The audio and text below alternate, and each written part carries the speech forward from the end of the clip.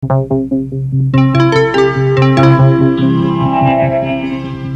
Aloud. Conversations on the leading edge of knowledge and discovery with psychologist Jeffrey Mishlove.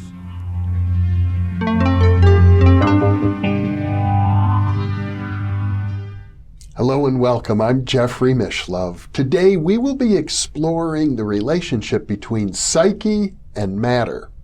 With me is Dr. Todd Hayen, who is the author of a recently published book called Ancient Egypt and Modern Psychotherapy, Sacred Science and the Search for Soul. Dr. Hayen is a depth psychologist with a psychotherapy practice in Toronto, Ontario, Canada. Welcome, Todd. Thank you. Thank you. In your book, you've done something that I am not aware of in any other book explicitly about psychotherapy, which is you refer to some of the more exotic literature in macro-psychokinesis. And you're looking at what are the implications of these empirical findings for our understanding of the psyche and how it interacts with the material world. I can't think of anything more appropriate. So I commend you for looking at this literature. I'm amazed that other psychotherapists seem to ignore it. I agree. I do think I was a little brave to go out there, and I could have gone into quite a bit more. Obviously, the little samples I presented are pretty small sampling, but I think it was very important to ease it in to the literature about psychotherapy, but I think it definitely is relevant, just like you're saying. And I don't think it's common that people make that connection. Even people that are fine with the ideas that are, I don't think they see it as necessarily relevant to psychotherapy. So. Well, it's interesting that the three cases you cite have all been covered in this Thinking Aloud series. Two of them have been extensively reported on by the philosopher Stephen Browdy, who has been a guest on this program many times, and one it deals with my own research. Right. But let's review that, because I'm sure there are many people viewing right now who haven't seen these other videos. Let's start with the case of Katie, the gold leaf lady. Right. Would you like to explain that one? Since you're much more familiar with it, probably. I had met Stephen through his book, The Gold Leaf Lady. And one of the reasons why I chose those three, or the reason why I chose those three, because there's obviously many others, is because I personally know you, and I personally know Stephen. Yeah. And former chairman of the philosophy department at the University of Maryland, Baltimore County, a very rigorous analytical philosopher. And that, of course, is what attracted me to his work first. But then I said, I want to make personal contact with these people, with you. I already know you. Not so much to say that I don't believe somebody I don't know, but I think that it does make a difference in standing up and vouching for it. Because macro-psychokinesis is sufficiently rare and inexplicable that it's, on the face of it, it's unbelievable. And if people don't take the time and trouble to investigate whether this could possibly be fraudulent, and in many cases it's simply not. The normal kinds of fraud that you might think of couldn't possibly have occurred. But the average person doesn't know that. It would be normal, I think, for a person in a materialistic culture to assume this is fraudulent. And in fact, the philosopher David Hume put it about 200 years ago or so, that you can assume that anybody who claims to be able to report a miracle is a liar. Wow, yeah. Well, it is, again, the culture. I mean, it's like if we go back to ancient Egypt, where this kind of thing possibly was commonplace, and there was no concept of, well, this can't happen. You would have, and the connection I'm making is that maybe they created macro-psychokinesis through their building of the pyramids or whatever. I mean, so that's the implication I'm making. So how does that happen in a culture that doesn't believe, which is, of course, based a lot on your own belief that you have this ability to connect with matter through the mind? How does it come up? Well, like in the case of Katie, she wasn't consciously trying to create her the gold leaf that would show up on her body. She had a kind of brass foil, looked like gold. Right, it looked like gold. It wasn't gold. In effect, materialize right there on her body. Right. And people who look for our video on the gold leaf lady can actually see a video clip of that gold leaf materializing right on her skin. Right. And she had other abilities as well. Yes. Well, you say, well, why does it just happen out of the blue? Well, it's the same kind of thing that a lot of our abilities, a lot of the things that we're not consciously connected with, that some of us have a greater access point to these things. Talent is one that people will cite. Why is one person talented at being a pianist and one isn't? But I use these examples in the book to just say there is a psyche to matter connection. And if it's refined, and if it's something that is, again, believed in, and there is work to live in a culture that's open to it, what can it do? Yeah. And so we see these things like with Katie. And we're talking about a direct psyche to matter connection. Exactly. Not one that's mediated by the muscles. Right. Although one could argue that how do I, when I decide to raise my hand, isn't that psychokinesis also? Yes, it is. I think it is. Mind over matter? Right. I think it is. And I talk about that in the book too, that we take it for granted. Every single thing that we see around us, this studio, everything is first in the mind. And it's like there's mind to matter, because then we go, oh, well, that's nothing. We have to come up with the tools. We have to come up with, and it's like, well, just lifting your arm, like you said, is a psyche to matter process. But it's really amazing when it's not mediated by the muscles.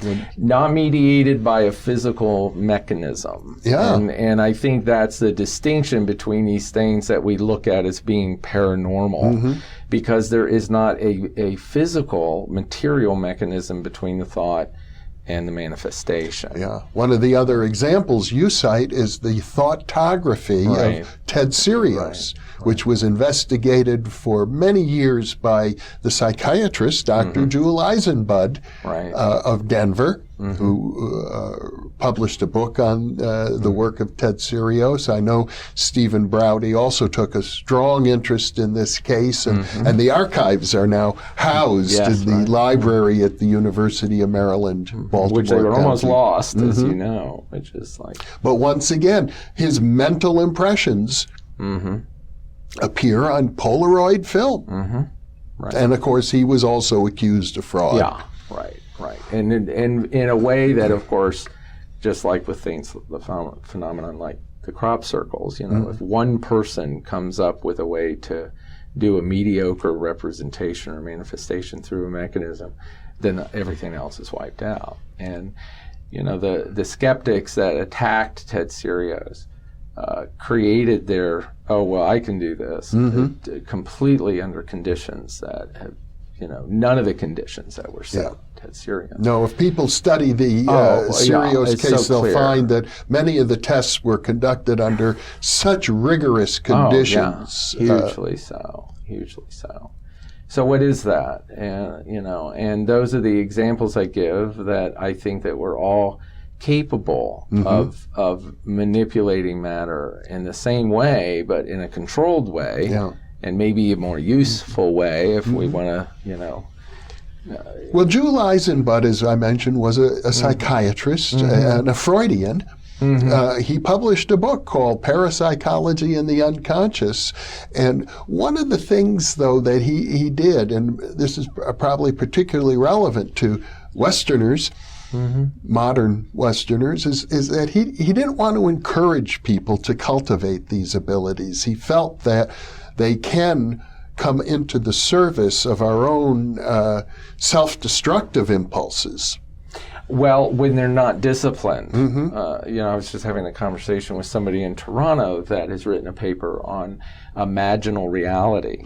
And we got into a discussion of the responsibility of taking the imaginal and presenting it as reality. And we can certainly cite things like schizophrenia. We can cite any of the psychoses, violent crime that the voices told me to kill these people. So there is a problem with that. But the conclusion really is that you have to be set, like the ancient Egyptians, to see this as a sacred endeavor, that it's governed by the rightness of the universe. Now, what is that? Who says what is right and what's wrong? Well, we used to rely on God and in our religions, and that's not as prevalent as it used to be, but that's where those kinds of moralities of what's right and wrong, we're certainly seeing a complete distortion of that in our culture now with fundamentalism. So I think the horse, can't come before the cart, kind of. I mean, I think that we do have to develop other things within us before we just start deciding that we're going to have powers that we can change the material world and do it in a bad way. Now, the third case you cite is my own investigation of Ted Owens, who called himself the PK man. And this is an example of a person who appeared to wield enormous powers. And in fact, he had a connection with ancient Egypt. He traveled to Egypt. Oh, okay. And he felt that there were beings, hyperspatial beings inside the pyramid that he was in touch with, and that, who helped him with some of his manifestations. And he, in my research with him, which lasted from 1976 until his death in 1987, he produced dozens and dozens of demonstrations of what he regarded as psychokinetic abilities. And what he would do is he would send me written notifications. I am about to do such and such a demonstration, and you will see it because it'll be large scale. It'll be reported in the media. It'll be power blackouts. It'll be heat spells in the middle of winter. It'll be cold spells in the middle of summer. It'll be UFO appearances. It'll be weird weather, or it'll be controlling athletic events, causing the favored teams to lose against weaker teams because they fumble the ball. He was roughly 2/3 of the time. These extraordinary things that were very improbable actually seemed to happen, and would occur after his statement of intention and would be reported in the newspapers, including on one occasion a UFO appearance. And he phoned me a few days before it happened because he could feel something big. He said, this UFO is going to be seen by hundreds of people. It's going to be photographed, and the photograph will be published on the front page of one of your local newspapers. Well, that happened. Just a few days after he told me that this was about to occur, and I don't know when it's ever happened since that a UFO was photographed and the photograph published on the front page of a newspaper. But in any case, he regarded himself, speaking of Egypt, he regarded himself as being the first person to wield such power since Moses. And he regarded, he felt that these beings that were helping him were the same ones that worked with Moses, and that he was here to test, like he said, like the canary in the coal mine, to see how humans, the human population would respond to somebody with these kinds of powers. And typically what would happen, he was something of a braggart. He'd come into some town and he'd say, I'm here to save you people from the drought, or whatever it was. And he'd go to the local newspaper, and oftentimes they would laugh at him and hurl epithets at him and treat him rudely, like eject him from the newspaper office, which happened on one occasion. And then he would say, oh, you don't believe me? I guess I have to teach you a lesson. And some of those lessons were very unpleasant for the people involved. But this went on for over a decade. I studied these circumstances, and even today, years after his death, there are people who regard him as a prophet, and other people who regard him as a madman. Right. I think he probably falls somewhere in between. Right, somewhere in between, but one of the things he surely demonstrated is that these things are possible. And I know from anthropologists who work in shamanistic societies, it's not that uncommon. It's not uncommon to be a prophet or to be the one that creates to wield such power in, for example, in Africa.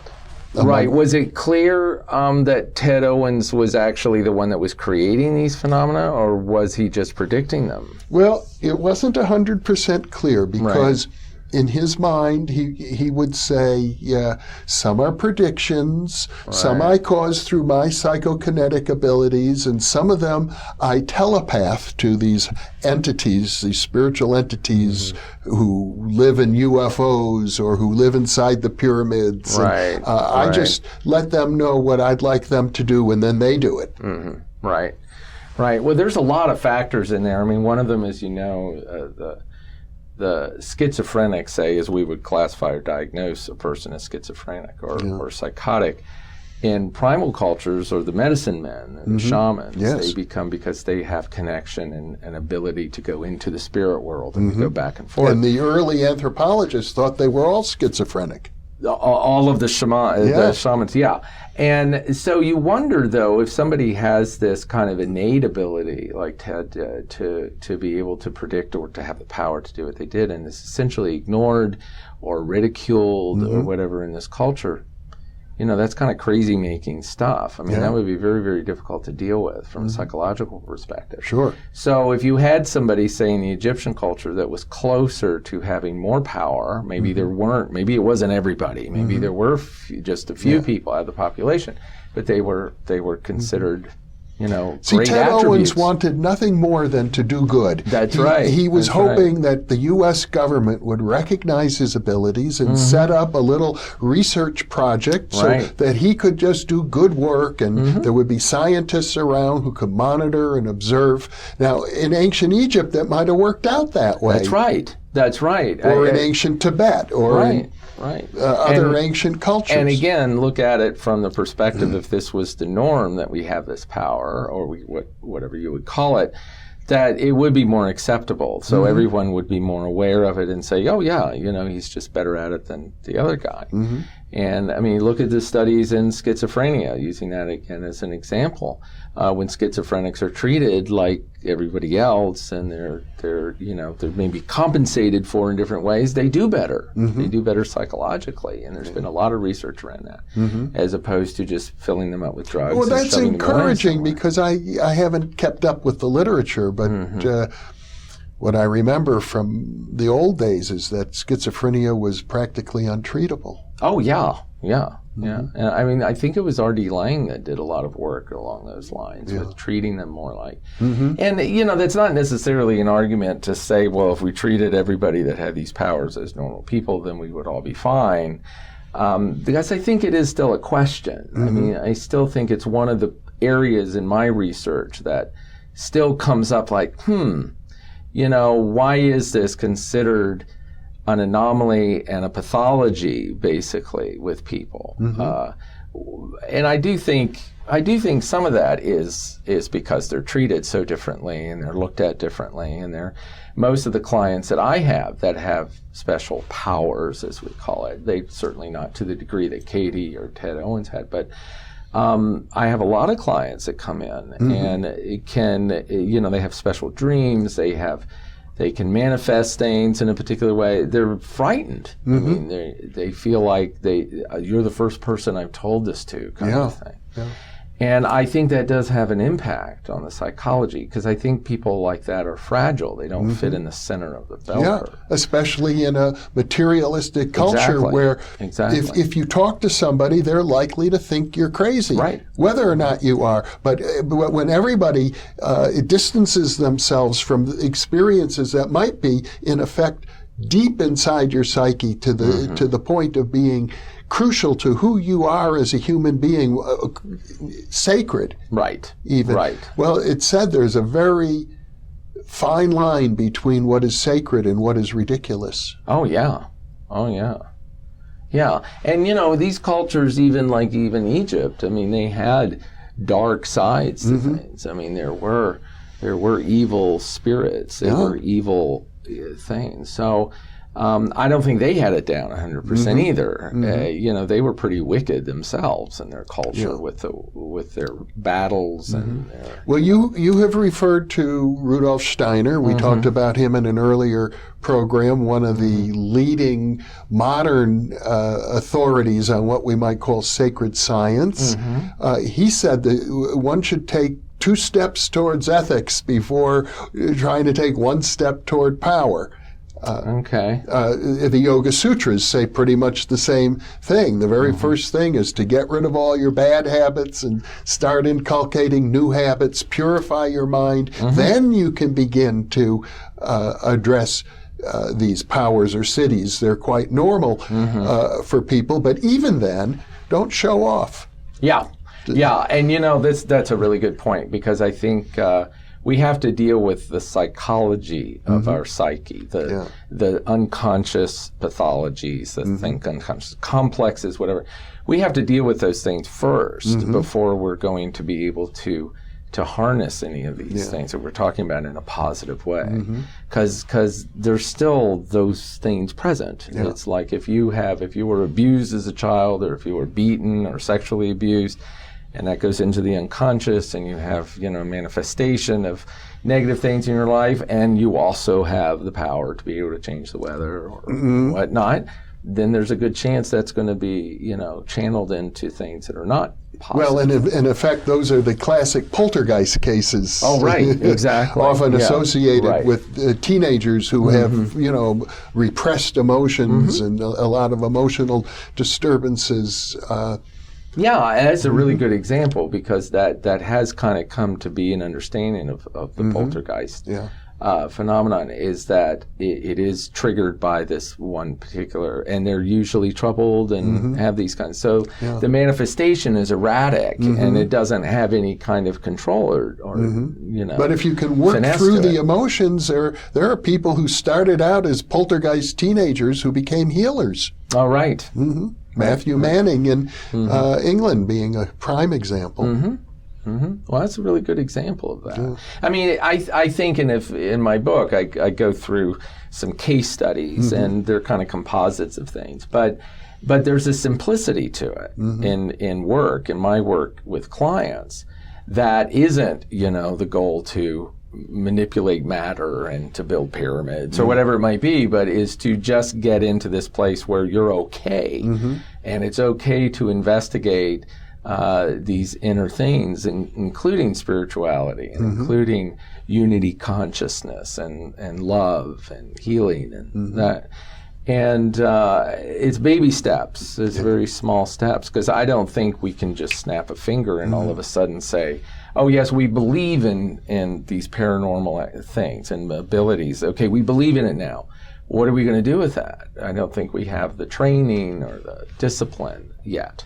No, but I'm hopeful that at some future time, maybe 200 years from now, maybe 50, our culture is going to come around, and the kind of conversations that you and I are having now that might seem bizarre and exotic to some people, or flat out BS, people will be able to integrate, because the culture will support it.